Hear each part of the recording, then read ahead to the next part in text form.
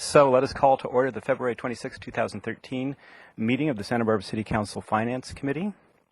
We will begin with public comment. Are there any members of the public wishing to speak on topics not on today's agenda but within the jurisdiction of this committee? Seeing none, let us go to the first agenda item. Ms. Bjork. Good afternoon, members of Finance Committee. I'm Rebecca Bjork. I'm the Water Resources Manager. And today I have with me Sudhir Pardiwala, who is a consultant with Raftelis Financial Consultants, who has done our rate evaluation for us. I'm going to start out our presentation and then turn it over to Sudhir for some of the more technical explanation. I did want you to know that we have been working on this rate review since about June of last year, and we have been working closely with Water Commission on the development and review of rate modifications. We've taken it, we had a member of the Water Commission who volunteered to participate with staff and did participate in staff meetings with the consultant and provide input, as well as taking it twice to our Water Commission for their review, input, and participation. One of our members of Water Commission was planning to be here today. I don't see her. Oh, there she is. She should be in, and I'd like to offer her an opportunity to speak on behalf of the Water Commission. She's actually not formally speaking for them, as they didn't have they didn't know anyone would be available to come at the time. But Megan Burney is one of our members. And Megan, if you'd like to, I'm sorry to put you on the spot just as you walk in, but if you'd like to make any comments on behalf of Water Commission. After the staff report? Yeah. Okay, we'll do that after the staff report. Thanks. Okay, great. Thank you. We'll get you after. Thank you. So today we're going to go over our water financial plan, which is our 10-year look ahead at what we believe our revenue needs to meet the operations, maintenance, debt requirements, and capital needs for the water fund. Our water rate calculation, design objectives, and proposed changes. Our water and wastewater connection fees. Those are the fees that new customers pay when they buy into the system. And then I'm going to talk a little bit about wastewater and what we're proposing to do with wastewater rates, and we will be looking for a Finance Committee recommendation. Starting into the water financial plan, we do a 10-year look ahead to see what a 10-year rate plan would be. We last did it in 2004, I believe, so we're very much due.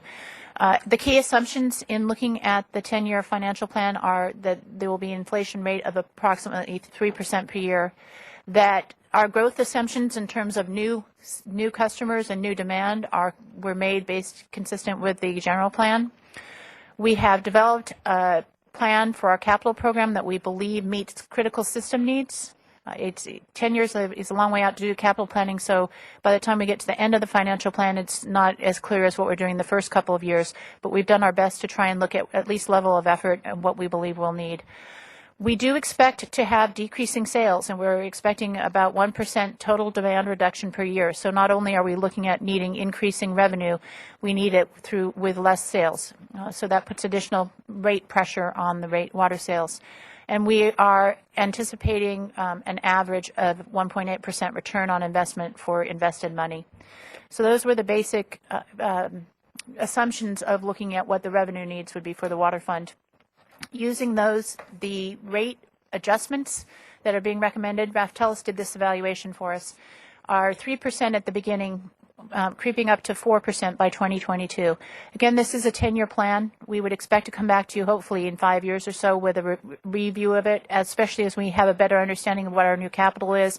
We have a lot of things that change in the water fund, especially demand, so making modifications as we go along. But at this point in time, this is our best estimate of what we're looking at for a 10-year revenue need. I wanted to show you, I don't expect you to see this whole chart, but I wanted you to see it. This is the capital demand that is really the biggest driver in the additional revenue. It's partly the biggest driver is in that it's the only thing we have much discretionary control over. The operation and maintenance costs are really driven by demand and the need to treat and provide water. The debt service we're obligated to, so the capital need is really the variable. you can see that we're ranging from $11 million in this next fiscal year to a more typical of sort of $5 to $7 million capital program. And then in fiscal year 2022, we have a big reservoir project that we believe we may need to start to work on, which bumps us up to about $14 million. Again, this is our best estimate at this point in time. Things come up a lot in an operating a utility like the water system, so this will change, but we believe this is a good approximation of the level of revenue that we will be needing. Using that financial plan, I wanted to show you what our reserve balance look like. You can see we have a lot of money in reserves right now. That's not an accident. We've been basically saving up. We have a big project to do in fiscal year 14, which is the recycled water filter replacement project, which we're expecting to budget almost $7 million for. And we are also allocating additional money to our main replacement program because we have not been funding that completely because of competing needs for our water capital money and other things that have needed to be done. I do want to mention, as you look at this on the last slide, excuse me, went the wrong way. All of that capital is planning to be cash funded. In the last decade, we have done 3 significant projects in the water fund just for compliance with one water quality rule, which have cost us about $60 million. We have debt funded those. We really are at our limit for debt capacity at this point in time, so all of our financial planning is assuming cash funding of the capital as we go ahead. That's appropriate, as most of what you see on this board is really annual programs of work. So it's an annual allocation of money, like the main replacement, maintaining our distribution reservoirs, maintaining our pump stations. Those aren't things we would typically debt fund anyway, as they have an annual investment that we're making, as opposed to something like the filter plant, which we are going to cash fund, but would expect to have about a 20-year life over which to recoup the value of that asset. Question about that. So you have this big reservoir project. Is that Laurel at the end? It's actually one Escondido. Okay. And so wouldn't that typically be a debt-funded? By the time we get to fiscal year 2022, I expect that would be one of the questions we'd be looking at. Okay. And I want to say that big project at the end really isn't driving the rest of the financial plan, in that rate increases do become cumulative, but once you get out to the very end like that, it's not having an effect on anything. Okay. So with that, I'd like to turn it over to Sudhir Pardawala with Raftellus, but I wanted to just talk a little bit about how we have worked with Raftellus in helping to determine the rate design for our water rates, our customers. We had several objectives as staff and working with Water Commission in trying to develop rate design. We wanted to continue to provide as affordable water as we can to meet basic lifeline needs. So the very first unit of water to meet indoor basic needs, if you're being very careful, we tried to keep as cost effective as possible. We wanted to continue to incentivize water conservation, and water rates are one of our best ways to incentivize conservation. So we want to make sure that people's usage sends a signal to them about how they're using their water. We wanted to structure irrigation. We have a number of customers in the distribution system who have irrigation meters. We wanted them to be also careful of their use and using it as needed to maintain their plants and landscape, but being cognizant of weather demand and using it as needed for plant, but having some way of giving a feedback of when they're using too much. We made changes there. You'll hear about that. We wanted to make sure that our commercial rates reflected the fact that, unlike residential, we really have quite an ability for conservation. Commercial has a much more flat need, in that they've basically, for business reasons, usually done the conservation they can to start with, and most of their demand is generally driven by whatever their business is. So during periods of drought, we are able to buffer our expenses by reducing demand and not having to go and buy as much water, but that means that we aren't able to get as much of a response from commercial. That means that the cost of supporting commercial is actually higher than the cost of supporting residential. And we wanted to assure compliance with Prop 218. I don't have it on here. I thought we'd add it, but we also wanted to make sure that we continued to support local agriculture. And at this point, I will turn it over to Mr. Pardawala. Thank you. Again. So having looked at the financial plan, which gives us the revenue adjustments, the next step in the process then is to identify how we go about collecting that revenue from our customers, which is identifying the rates. And what we do is we follow basic industry standards proposed by the American Water Works Association, cost of service principles, to come up with the rates for these different customer classes, consistent with some of the objectives that Rebecca just identified. So when we look at meter charges, these are the fixed revenues that you recover from rates, the fixed part of the revenues. They're composed of two components. One is a customer service component, which is constant for all meter sizes and covers such things as meter billing, revenue collections, customer service, and so forth. These costs are constant for all the customers. And the second part of that charge is a meter charge or a capacity charge, which is proportional to the demand put by the different meters, and that is based on the hydraulic capacity of those meters. So when we combine those two different elements of those charges, we come up with the proposed charge for 2013. And as you can see, going through the cost of service analysis, there are some customers that will see increases, some of them significant increases, whereas the 3/4 inch meter, the 1 inch, and up to the 2 inch meter will actually see some small reductions. And what this does essentially is provide an equitable distribution of cost amongst the different meter sizes, consistent with cost of service principles.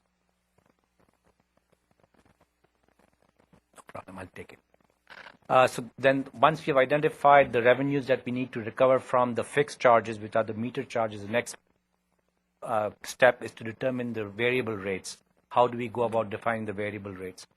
And so the city currently has 4 units of water consumption for single family and multifamily customers, which provides the basic needs for health and safety. And we are retaining sorry, you have a question? I do. You said that the rates for the fixed charges, the meter charges, is related to the cost of service. Right. Could you elaborate on that a little bit more about in other words, clearly there's more cost that comes in when the water comes through. So what is it, components of the activities of putting in the pipes, or what costs of service are going into that? We would get into a little bit of technical detail there. So what the methodology that we follow is called the base extra capacity method, and we look at under this method, you take some of the cost of providing service under average conditions, and that falls under what is called base, and this is a variable rate. Then you have the demand components, which are the max day and the max hour. The water system is designed to handle peaks, so when a customer turns on, you get an instant water flow. So, and this peak is based upon the meter size. The larger meters can put a larger demand on the system. And then we looked at those other costs, which we said are fixed for all customers, the billing cost and so forth, customer service costs. So those are separate. So when we look at this demand cost, when we are designing rates, we take a portion of that demand cost and allocate it to the variable rate and part of it to the meter charges. Again, there's two purposes to that. One is to provide the revenue stability, and the other one is to ensure that you have adequate rates, provide an adequate signal for conservation as well. So you don't want to take all of those capacity charges, the demand charges, and put them only on meters. That kind of tends to increase those meter charges. And we also want to follow the California Urban Water Conservation Council has certain guidelines in terms of how much of the revenue you collect from those meter charges. So we look at these various factors and come up with a rate design that kind of appropriately allocates costs. And right now what we are doing is we are allocating about 22% of the total revenues that we are recovering from rates to the meter charges, and the remaining would actually come from the variable rates. That's helpful. Thank you. So the next step in the process is looking at the variable rates, and as I was saying, we have provided that retain the current basic essential use for residential customers at the 4 units, and that's the first year rate that would be assigned to residential customers. Then having reviewed the water usage, in the last few years we have seen there has been significant conservation and so forth. So we have identified that we can potentially reduce that second tier you're currently providing 16 units of usage in that second tier. We were proposing to reduce it to 14 units for single family customers, and for multifamily customers, because they don't really have the irrigation usage, we are proposing to reduce the usage in the second tier from 8 units to 4 units. And so if you look at the table below, what you see are the rates that we are proposing for different classes of different tiers in the residential for the residential customers. Tier 1, there's a small increase of 4 cents per unit of water.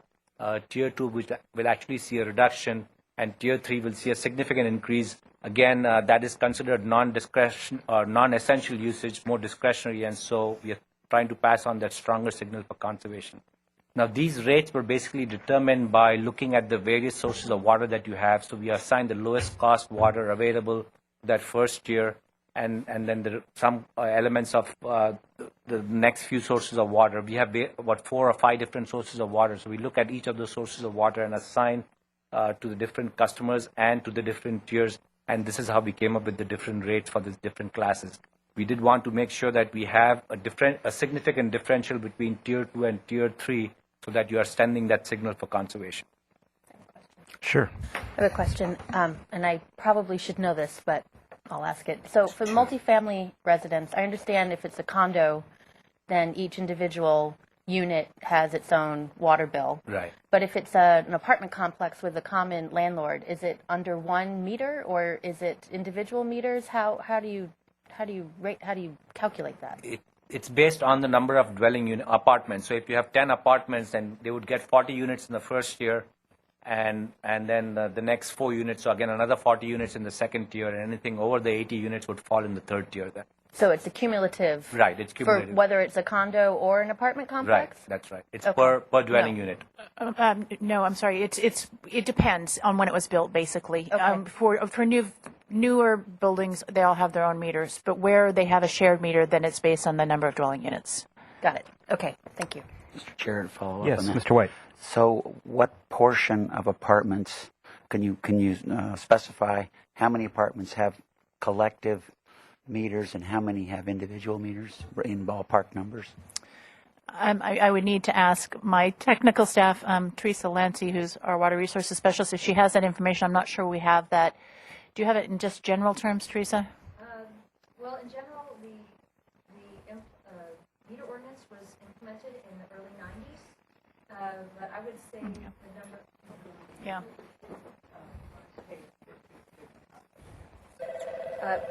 So the number of meters, I don't know off the top of my head, but I would say that there's not a very many of master metered residences left out of the whole multifamily classification. I would say probably it's about a 30-70 split of master metered versus each having their own. Okay, thank you.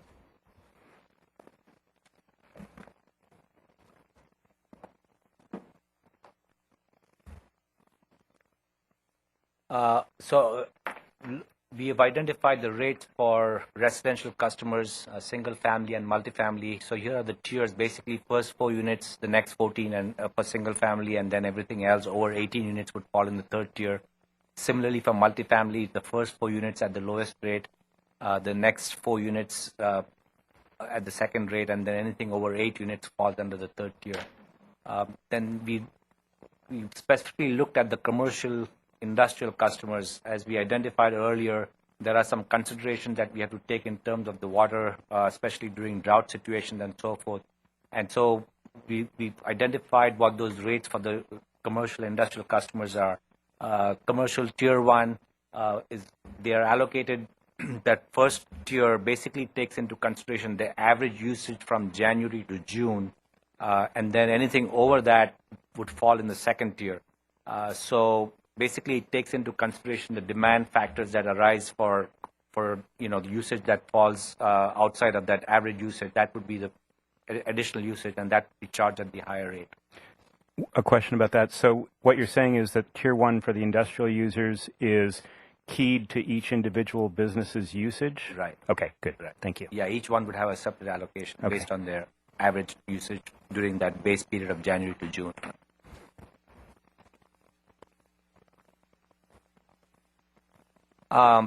And it's always important to see what kind of impact result from these changes in the rates. And what this slide shows you are some of the impacts to different levels of usage for single-family residential customers, which are of most interest most often to to us.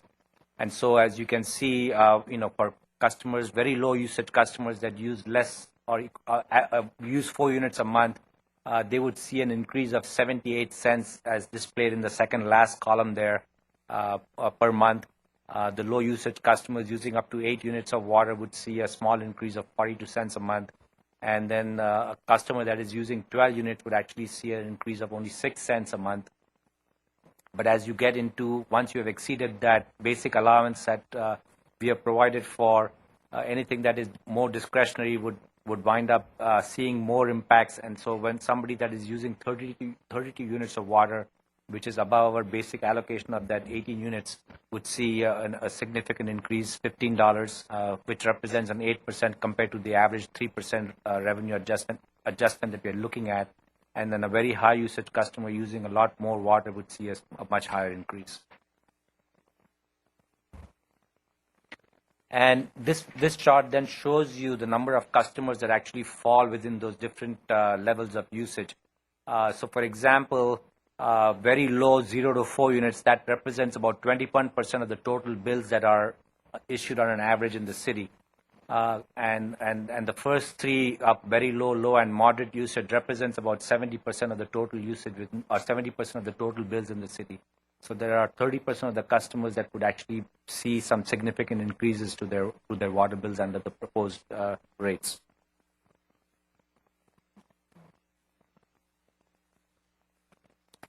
One of the elements that we spent quite a bit of time on in the study is looking at the irrigation rates, reviewing how we should be charging irrigation customers.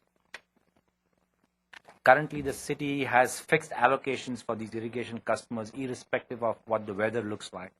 And what we wanted to do was to ensure that irrigation customers, which typically use a lot of water is used for irrigation, generally speaking, we wanted to ensure that they're using water efficiently. And so what we did is we tied their allocations, instead of having flat allocations, we actually tied it to the weather patterns, and I'll go through that here in a second, how we determine that, and the actual acreage that they have. So each customer, depending upon the area that he has, and the city has that database already identified, and looking at the actual weather, each customer will have a separate allocation. One of the other things that we did during the course of the study was simplified some of the irrigation customers. So we combined the residential and the commercial irrigation customers. Again, these are only for customers that have separate irrigation meters. And because the third bullet specifically talks about currently there's a carryover policy, because we did not have those allocations tied to the weather, we are saying that we don't need to have that carryover policy anymore, because during dry conditions their allocations will actually increase and so forth. So we are going to have them try to incentivize the efficient use of water during different weather conditions. And just to give you a brief idea as to how we go about calculating the weather data, the city, there is an institution called the California CIMIS, California Irrigation Management Information System, that has weather stations all over the state. And there are several in Santa Barbara, but the one that we are referring to is station number 107. And what this does, it provides you data on the level of usage that is required for cool season turf, that is represented by ET0 or evapotranspiration. And so everything is then based on this ET0 data that we would collect on a daily basis from these weather stations. So shrubs would have, for example, a certain percentage, say 30% of this ET0. Avocados would have 75% of ET0, and so forth. This represents the amount of water that is required on a daily basis for these different types of landscape that customers might have. And so we have identified the level of usage for different customers based upon their expected level of the type of shrubs that they have for commercial, residential, commercial, for irrigation, like such as park, which have a lot of turf, and for agricultural users, which have avocado grows, for example. So based on the ET data, the type of plants that they have, and the acreage, we've identified the allocation for different classes of customers. And what you will see here is that we've identified on a monthly basis as well as the annual basis, the usage that we would expect based on weather, and this is based on the average weather conditions over the last 20 years. And this identifies the amount of water that would be used per irrigation, the amount of water being represented by 100 cubic feet. So, for example, for residential commercial customers, they would get a monthly allocation based on an average 68 units of each unit being 100 cubic feet per acre of irrigated area. Compare the annual usage, which is shown in the second column there of numbers, to the current annual budget, and you will see that each class of customers actually will have their allocation increase under the proposed methodology. But again, this allocation will change with the weather pattern. So when you have wet weather, the allocation will drop so that we will incentivize more efficiency. And when you have drier conditions, the allocation will tend to increase, and they would be actually able to use more water.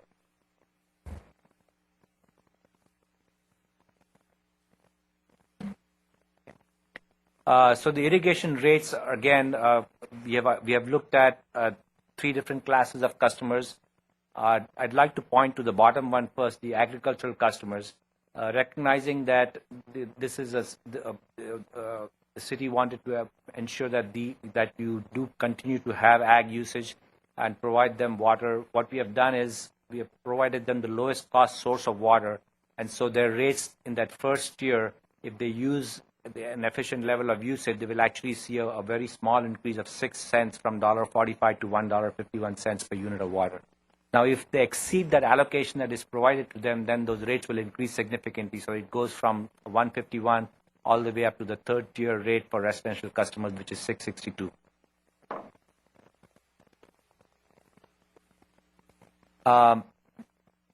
Now, when we look at residential commercial customers, basically what we have done is we have tied because we are looking at non-essential usage, we have tied the usage for landscape to the tier 2 residential rate, which is $5.16, and the third tier, which is in excess of their allocation, would be charged the highest rate.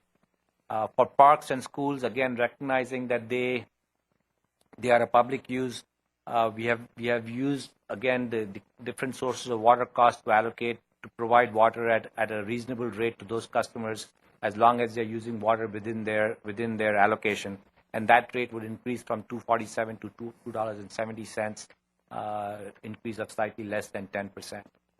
Again, if they exceed their allocation, they'll be charged the highest rate. So all of these rates are designed to provide that incentive for conservation, to try to ensure efficient usage.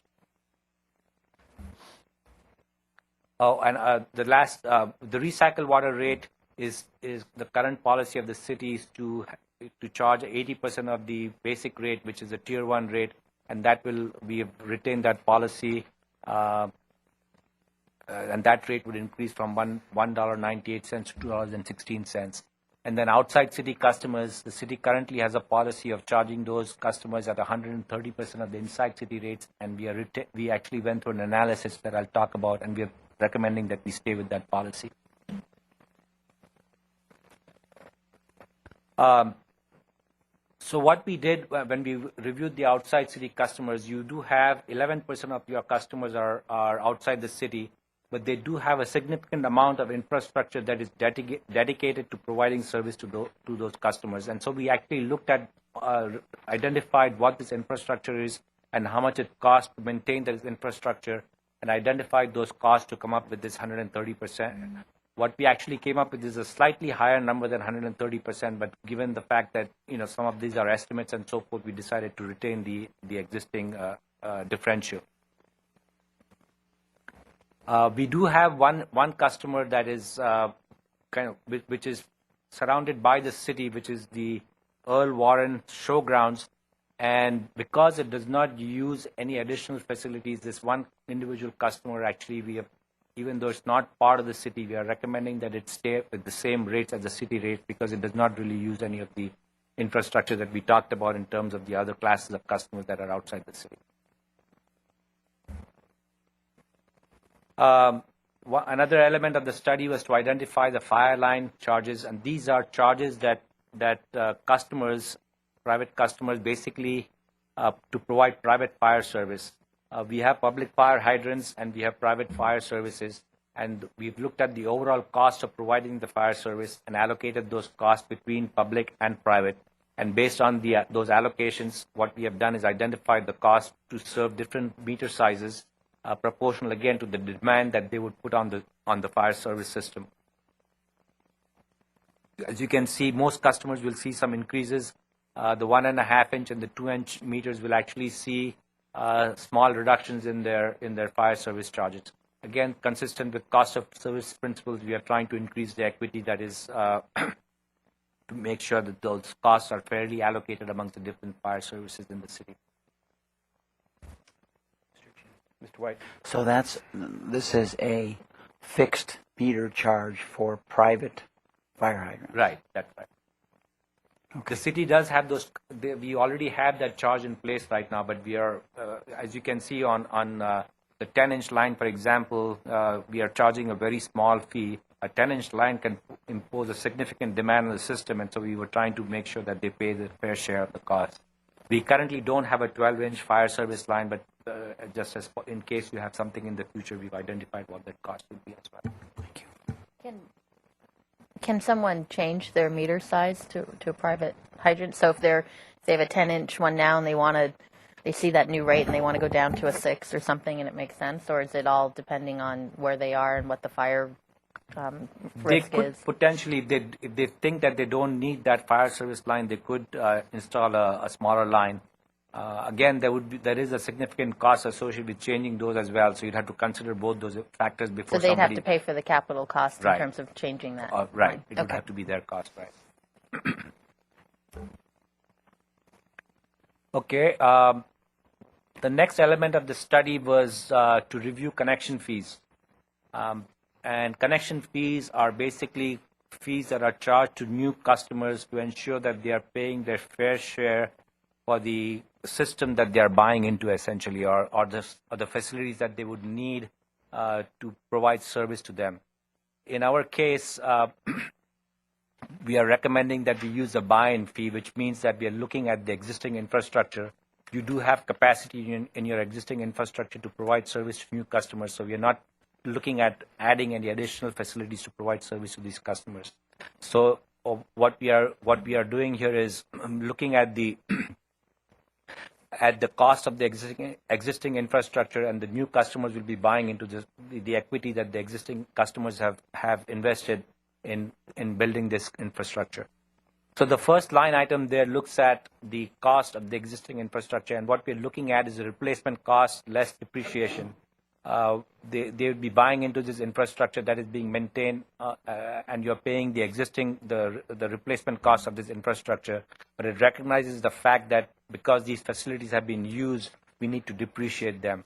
So the replacement cost less depreciation of your existing infrastructure is about $236 million on the water side. The new customers will also be buying into the reserves, essentially, that the existing customers have in the system right now, which is $21.8 million. And so the sum of those two represents the value of the existing infrastructure. But some of this infrastructure was funded by debt, and the city is continuing to pay off this debt. So the principal associated with this debt will be shared by these new customers when they come online. And so we reduce the value of that infrastructure by the amount of the debt, principal of the debt. And that gives us a net asset value of $213 or $214 million, essentially. When we look at, to come up with the unit cost to determine how much we should charge new customers, we did what is the usage in the system right now. And currently, the total usage in the system is about 10.75 million gallons per day. And so we take that asset value and to divide it by that usage number to come up with the unit cost in terms of dollars per GPD or gallons per day. And that works out to $19.90. And if you apply that to an average single-family residential usage of 305 gallons per day, gives you a proposed connection fee of $6,000 and $6,070 compared to the existing $5,691. So this basically allows the existing users to recover their equity in the system through the collection of these connection fees from new users. And then the fee that you currently recover from these customers can be used towards the capital costs that the city is incurring as it goes down the road. So the fee is increasing by less than about 5%, $379 when you look at the current fee, a little bit more than 5% over the current connection fee. We go through the same kind of analysis on the wastewater side, where we look at the current asset value, replacement cost, less depreciation, add the reserves, and subtract the principal to come up with a net asset value of $146 million. The flow into the system is about 7.35 MGD, and so the unit cost works out pretty much the same, $19.9 per GPD. And the amount of wastewater that is generated by a single-family residence is about 250 gallons per day. And so the proposed connection fees is slightly under $5,000, $49.77. This represents a slightly higher increase, $859 over the current connection fee of $4,100. And the last slide basically shows, how we should charge other customers other than single-family residences. So on the water side, it's actually based on, we would be looking at the meter sizes, even for single-family customers. If a larger single-family customer would have, if you have a 1-inch customer, they would actually pay the 1-inch fee. The cost was actually determined for the lowest size meter. And these charges are all proportional to the demand that these different meter sizes place on the system. Again, this is consistent with the way the city currently charges its customers. On the wastewater side, the single-family fee is the $49.77, and because that is not proportional to the meter size for residential customers, all single-family customers would pay the $49.77, but commercial customers with larger meters or different size meters would pay the different fees. I just wanted to make sure that we understand the difference between the water and the wastewater fees for residential customers. Again, both the water as well as the wastewater connection fees, the way we charge the different size customers would remain consistent with what the city is doing right now. Okay. And that basically completes my part of the presentation. And Rebecca will address the wastewater rates. Thank you. Thank you. I wanted to speak briefly about wastewater. We are not proposing significant changes this year to the wastewater rate structure. We did ask Raftellus to do an evaluation of cost of service for the wastewater rate structure, and their preliminary results suggest a fairly substantial shift from the residential in revenue source, from the residential to the commercial sector. There are a number of things in there that we want to evaluate further, and additionally, we believe that if such a shift is warranted, because the cost of service really reflects that, we need more time to talk to our customers and let them know what is going on and what we're proposing. Because of the timeline for adopting this year's rates, we really don't have time to do that additional analysis or to do the outreach that we believe we need to do. So we're proposing this year to keep with what we've been doing for the last several years of a across-the-board 4% rate increase. So keep the same rate structure and use this coming year to do additional analysis and do additional outreach as necessary to try and let our customers know what's going on. The wastewater rates are based on the waste strength and the waste volume. So we need to make sure that the assumptions about waste strength for our customers are similar to the published or industry standards. And so we want to spend some more time on that.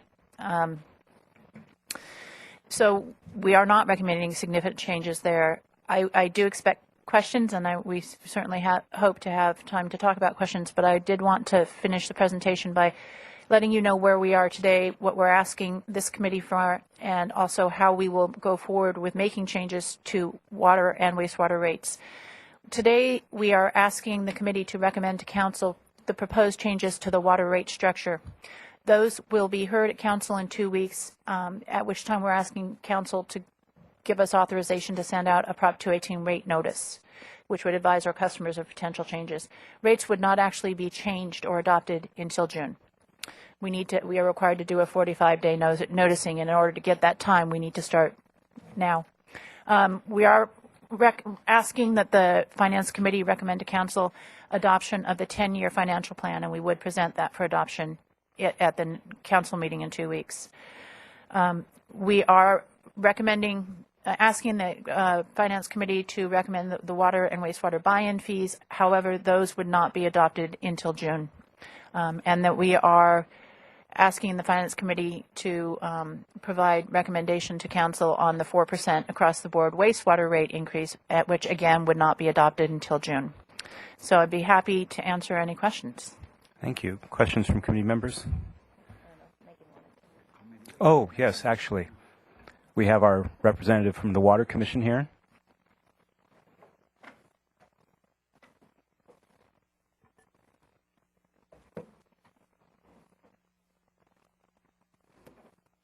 Good afternoon. My name is Megan Burney. I'm on the Water Commission, and simply here today to thank staff and Raftellus for their excellent work. We really felt that they went above and beyond, reaching out to the committee and also to the stakeholders in the community to ensure that everybody fully understood these different rate changes and how it would impact their place of business. We thought they did an excellent job ensuring basic water access for all with those low first-tier rates, and then also emphasizing conservation and efficiency with the higher-tier rates. And we did support staff recommendations on all accounts, and felt that the rate increases were important to keep up with an aging infrastructure. Thank you, Ms. Burney. Thank you. Any questions? Thank you. Mr. White? Thank you. And I appreciate Ms. Burney waiting around for us to hear the staff presentation before making your comments. Didn't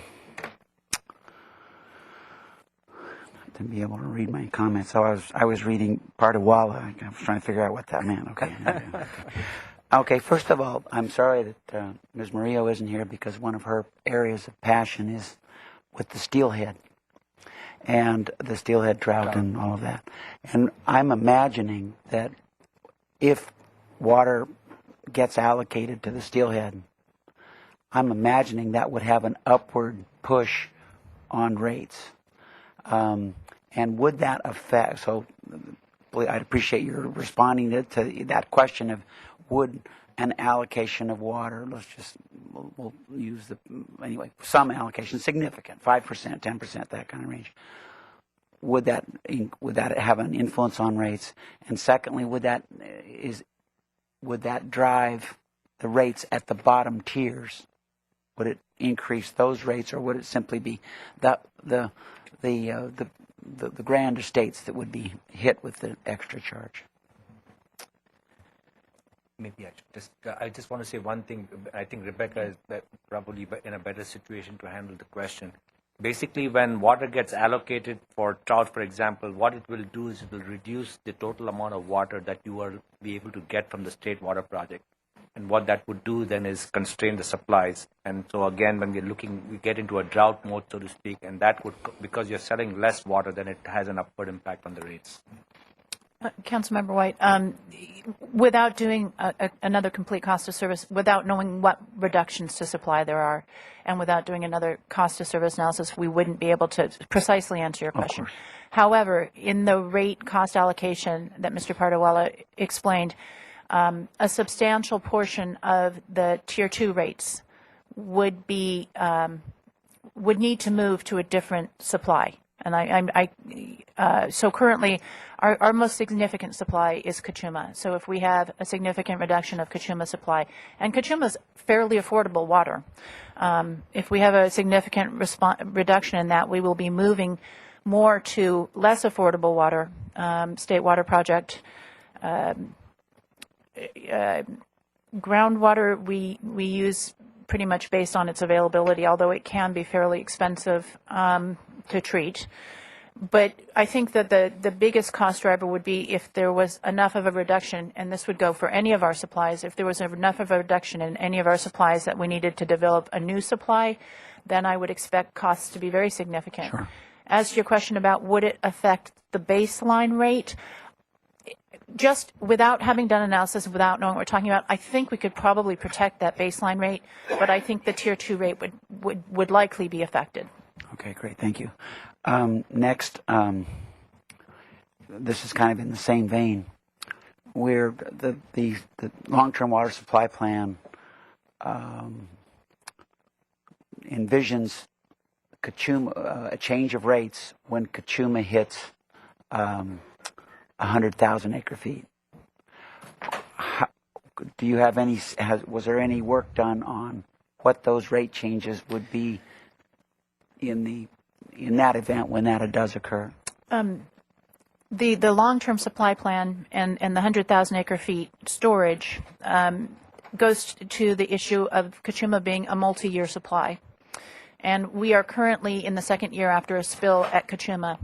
And I project that, given our dry year, that we will probably be at 100,000 or less by the end of this water year, which is the end of September. It doesn't affect our cost of water. It affects availability of water, which ultimately does affect cost of water, but it won't affect rates. It will just mean that we are more reliant on more expensive water supplies, but also, as you recall, the long-term supply plan asks for conservation to offset the need for the more expensive water supplies. What a drought will do is reduce revenue, and the ability of the water fund to absorb reductions in revenue can be buffered, one, by the use of reserves, or two, by deferring capital. We are having a fairly good year this year in terms of revenue. We've had more water sales than we were expecting because it's been dry. I'm getting ahead of this a little bit, but our plan would be to budget the use of that revenue for capital, since we have existing capital need, with the understanding that if we had revenue go away, if we saw a reduction in revenue, that we would have some ability to buffer that by changing our capital program. That would be too bad. Finally, Mr. Chair, thank you for your patience. I felt like the numbers you were using for the values of the system sounded low to me, and I'm wondering what you valued the Gibraltar Reservoir at. I can pull the I'm numbers figuring out. that's a $100 million system, Right. at least as it is. When we look at these reservoirs, some of these reservoirs were put in many, many years ago. So when you're looking at the depreciated All value of of them. the reservoir, that's where the reservoir value would tend to get corrected. So if you had a new reservoir of that size, you would wind up with a pretty high value. I can go and look at, if you're interested in looking at the actual value that we included in our analysis, but Well, we do take into consideration depreciation. Yeah. Well, it seemed like both that, and then my recollection, even when the sewage treatment plant was built in the 70s, my recollection was that even in those dollars then, it was $100 million, between $100 and $150 million 40 years ago, or 35 or whatever it was. So that the $159 million for the wastewater system sounds low as well. And so, and again, the buy-in, that was used to back into the buy-in rates. And if you look at buy-in, I believe, and that would be interesting for us to see in 2 weeks, how we're comparing to other jurisdictions. My recollection is that those are very low, but that would be handy to have that comparison when we look at that at the council level. Thank you, Mr. Chair. Certainly. Ms. Schneider. Could you go back to the water capital program slide? It was towards the beginning.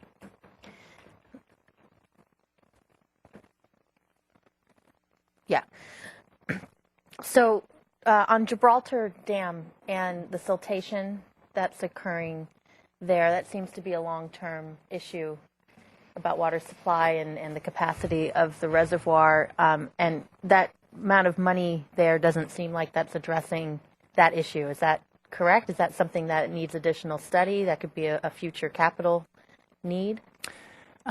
Member Schneider, the money that's reflected there is for some fairly basic maintenance of facilities at Gibraltar. It doesn't anticipate any substantial projects at Gibraltar. Our near-term plan for maintaining capacity at Gibraltar is to continue with the pass-through agreement that we negotiated in 1989 with the other users of the San Ynez River to allow us to store Gibraltar water in surplus capacity at Cachuma. And we believe that that will help to minimize Gibraltar losses and stabilize our yield, at least in the near term of the next 10 years, at about current levels. As Gibraltar continues to silt, the ability to use it decreases. I do plan, and you won't see it in capital here, but I do have it in my preliminary budget for next year's work to start to look at issues of sedimentation on Gibraltar and just start to try and get a handle of what are the variables and what are the opportunities for addressing that. It is part, as you know, part of the long-term supply plan to do that work, and so we will be moving ahead with that work. So that may result in a change, should that come forward with some reasonable project that looks like it has a better outcome than the pass-through agreement, then you might see that budgeted in a future year. But at this point in time, we still need to do the assessment. Okay, and then on that same slide, the unfunded projects, are we looking for grants to meet those? The funds, unfunded or- portion of the unfunded projects on that slide are the unfunded, are estimates of how much we are not funding the main replacement, assuming a main program of 1% per year. So we make certain assumptions about the main program cost per foot replacement and calculate how much money it would cost to do basically 3 miles of pipe a year, and then the unfunded portion is the difference between what we've budgeted and what we think we would have needed to budget to keep up with that. The main replacement is a ongoing incremental program, so it has some ability to size it to meet budget needs. I'm pleased that we've had the ongoing program because just doing it year after year really has value, and we've certainly tried to fully fund it to the extent we can, but that's what you're seeing in those unfunded portions. Okay. And then with the Earl Warren Showgrounds, do they know that the proposal is not to charge them the extra percentage, even though they're not technically in the city? Did someone tell them? They are aware of the proposal, and I actually expected them to be here today, but they have come to Water Commission to make comment. Great, because I know that that's been a topic of interest for them, so that's, I think, good news for them. Yeah. And then could you go to the pie chart? I have to remember which way it was. Go forward. It's a few thank slides. you. Keep going a little bit. There you go. Okay. So normally, I'm moving towards how do you communicate all this information to the public, because it's a lot of information. And typically we would say there's going to be an X percentage increase, a 3% or 2.5% or whatever. And while some very low, and you had the rates depending on what level whether you're single family or multifamily. It's really all over the board about what they're actually going to see. And what it appears like the low and moderate amounts are actually going to see a slight decrease, which is what, 50% plus, half of the users. So, and then the 21% very low see a 3% increase, and then it's really, like you said, that 30% that may see a significant increase. And then on top of that, the irrigation, the agricultural rates are very minimal, 6 cents or something like that. So that kind of messaging, I know you need to, I was looking at the notice of public hearing that proposed to come out. You need to put all the details in here per required per 218, but I'm wondering if just some general statement of this is different than normal, this is not across the board increase, half of you will probably see a very slight decrease. I mean, some kind of general statements like that, so then they can really get a general overview and then look at the specifics about their own scenario. But because I think this is, and this won't happen again, assuming we move forward with this 10-year rate structure plan after this next year, then we'll talk about a 3% across the board or whatever the number is, right? That's correct. I do want to mention that although the unit rates are going down, our projection for a basic bill will still be a small increase. And I did want to reflect that one of the concerns of Water Commission was that they did not believe that sending the message of rates going down was the right message to send, and they were concerned about that, and I know that they wanted to have that expressed here. The cost of service allocation means that we were looking at it a little differently, and it's the way it came out in terms of supporting cost of service, but I did want you to know that they had that concern. Okay. I get that. I agree with that. I think somehow how we communicate this to, and this is part of it, how we communicate this to the public about this is unusual than what you would typically see in a 218 water rate notice, just like a preamble. I don't know, something, because this can get quite confusing, and people just want to basically, well, what does it mean for my house, or what does it mean for my business? So that was just a comment there. Thank you. Good point. Any further questions? If not, I would entertain a motion on the 4 recommendations. I have a comment, Mr. Chair. Oh, I'm sorry. And then public comment. Yeah. Are there any members of the public wishing to comment on this? Please come forward. Did I hear you? Yeah. Sorry, I was late. Just a couple of items. I applaud Rebecca and her staff for. Sir, could you giving please introduce yourself for the diligent record? attention To the What's your name? Steve Little. I'm the president of Westwood Hills. A little bit lame Avocado Association. Madam Mayor, Chairman, and gentlemen, I appreciate the opportunity to speak a couple of words. First of all, I was privileged to a presentation by the staff of Rebecca, and introduced me to the words of wisdom about the agricultural rate and the allocation. And the allocation that was finally achieved was first proposed by myself and your fellow colleague there back in 1995 with 3.5 acre-feet per acre. And we kind of got along with that for some time when we had a carryover provision. And so if you didn't use all the water in this year, you got carried over to the next year. Well, that was a good substitute for the 3.5 acre-feet per acre. But finally, we've got the 3.5 acre-feet per acre on the budget. So we go forward from there. Now, the rate increase is something that you folks will decide in council. It's not a big increase. It's something that we don't think is necessary, but that's all right. We sort of got a compromise going here with the achieving of 3.5 acre-feet per acre and a small increase in the water rate. So that's about where we stand right now, and I'm glad to see that we've addressed the Prop 218 in writing. The last time I heard Prop 218 mentioned was by this gentleman here who had an occasion to speak about it at the council meeting. And with that, I will close. Any questions? I'd be glad to answer. Thank you. Thank you. Okay. Mr. White? Thank you, Mr. Chair. Actually, I apologize. I do have one last question, Certainly. and that is on the water pipes themselves.